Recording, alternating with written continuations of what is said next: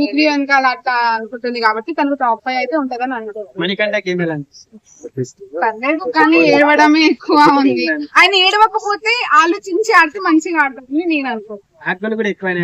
Exactly అట్లానే ఇప్పుడు తగ్గించారు ఈ వీక్ లో అయితే. నేను చూసాను లాస్ట్ వీక్ కొంచెం యశ్మితో గానీ ఆయన చేశాడు గానీ ఇప్పుడు ఓకే తగ్గించాడు. ఆట మీద కాన్సన్ట్రేషన్ ఉంది కానీ కొంచెం ఇంకా కాన్సన్ట్రేట్ చేస్తే బాగుంటదని. యశ్మి షౌటింగ్ తను ఎక్కువ అరవడమే ఎక్కువ అయిపోతుంది అనమాట. అరుస్తే గెలుస్తారని వాళ్ళు అనుకుంటున్నారు కానీ అరుస్తే అందరి ప్రజల్ని గెలుస్తారని మనం.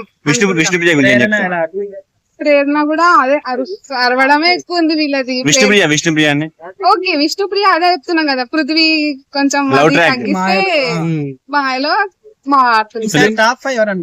నేనైతే 5 నబీల్, సీత, నిఖిల్ ఉంటాడని అనుకుంటున్నా. పృథ్వీ వీళ్ళు 4 అయితే ఉంటారు. 5th వన్ ఇంకా చెప్పలేము. సోనియా అయితే ఉండదు.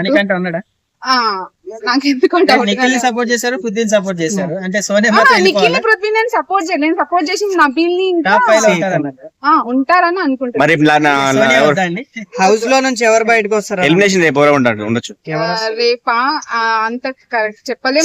ఎలిమినేషన్ అంటున్నారు. ఇద్దరు వస్తారంట బయటికి రేపా. అవునా? అంటే ఎవరి పేరు అనుకుంటున్నారు?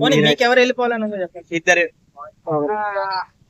సోనియా ఉందా? నామినేషన్స్ అంత గుర్తులే ఎవరెవరు ఉన్నారు కానీ తను వెళ్ళిపోతే ఓకే. యశ్మి కూడా.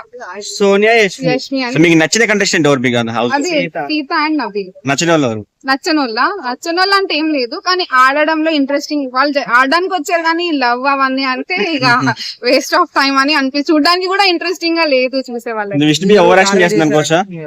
Thank you. థ్యాంక్ యూ అండి.